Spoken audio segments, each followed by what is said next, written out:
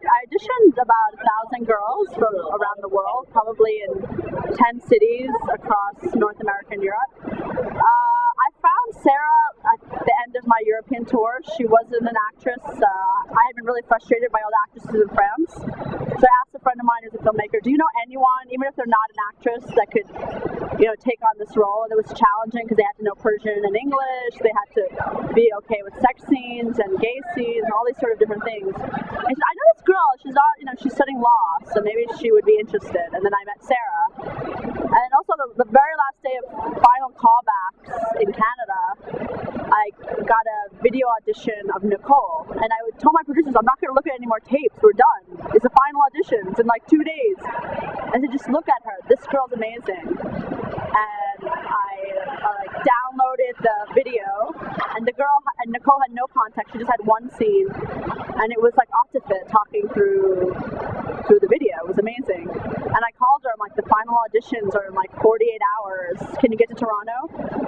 And she had never been on a plane even. And she flew to Toronto with her mom. And all the finalists flew to Toronto, and they all auditioned together in different variations. And Nicole and Sarah had the best chemistry, so they got the roles.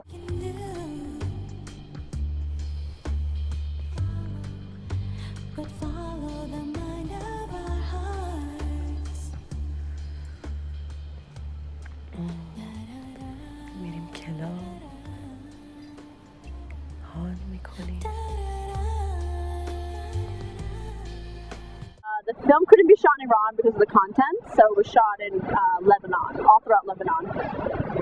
And obviously a completely different country, but did you have to submit a script for approval or to get permits? I wanted to choose an easy country to shoot in, like Lebanon. No, it's a beautiful country. It had the versatility I was looking for in terms of geography, and it had similar architecture because it had also suffered a war in the 70s and 80s actually.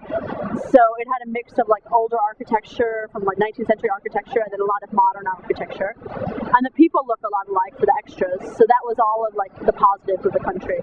It also it wasn't a country that had a lot of productions. We're only the 4th US production, but they have a lot of commercial shot there, so they had a lot of equipment. It's not necessarily like the experience of feature filmmaking.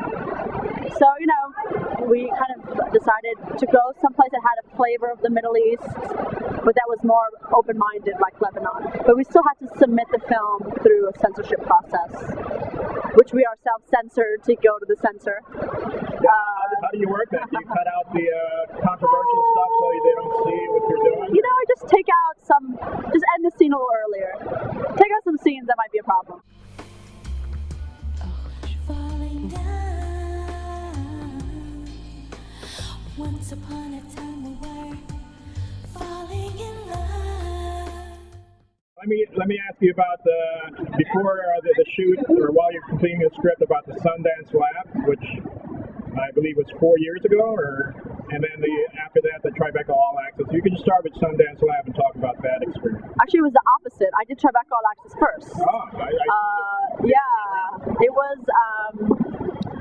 It was I think one of the very first drafts of my scripts. I went to Tribeca All Access, and they were really supportive. I met with people that ended up becoming my mentors in the project, and it just gave me a lot of confidence because it was my very first draft. And then with that draft, I also went to Film Independent's Producers Lab, and then I rewrote the script, and then I went into the Sundance Writers Lab later that year. I've done every lab. I recommend labs because it really makes you think about what you're writing, and it's good to have a lot of people on your side, especially projects that are very difficult to make. It's like the more people that believe in you, it helps you not just in your confidence, but in getting other people to come behind the project, and also to get resources. It's all kind of building a community, and the bigger of a community you can build around you, the better, both creatively, emotionally, financially.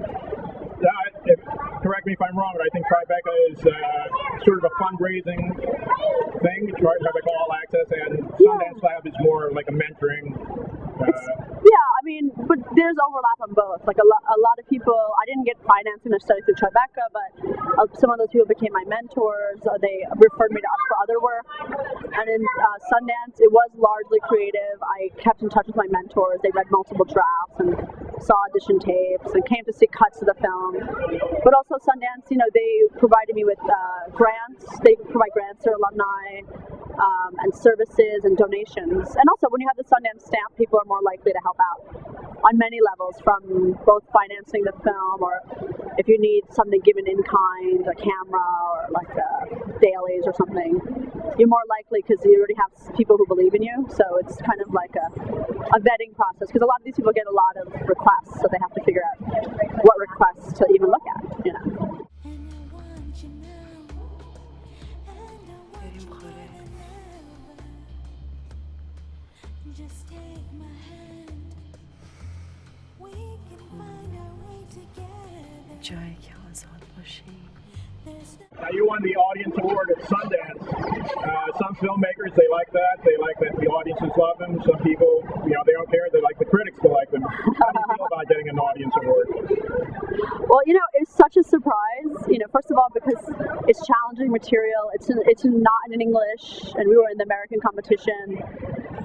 It's such a foreign world to the people that were watching it, and I really had no expectation of the audience award. But when we showed the film, I was very moved, as was the cast, to the response of the film. And every screening we had a standing ovation, and there was amazing questions, and people were engaged with the film, not so much because of issues of politics, because they really identify with the characters. And to me, that was always, people say, why do you make films? Is it just for a political reason, or to show the plight of people in Iran? And really, for me, it's like that people connect with the characters, because I love these characters. And you have someone from Kentucky saying they relate to the mom, or someone from Brazil saying they relate to the sister. To me, that means like you have some sort of success. Is that when people relate to the characters, even though they're in a culture that's not their own, that's touching to me. Well, I think it's a testament to the skill and also the emotion passion you put into the project. It shows very clearly, and I congratulate you. And good luck on the release, commercial, and also as new directors of the film. We're excited. Thank you very much. Thanks so much. Take care.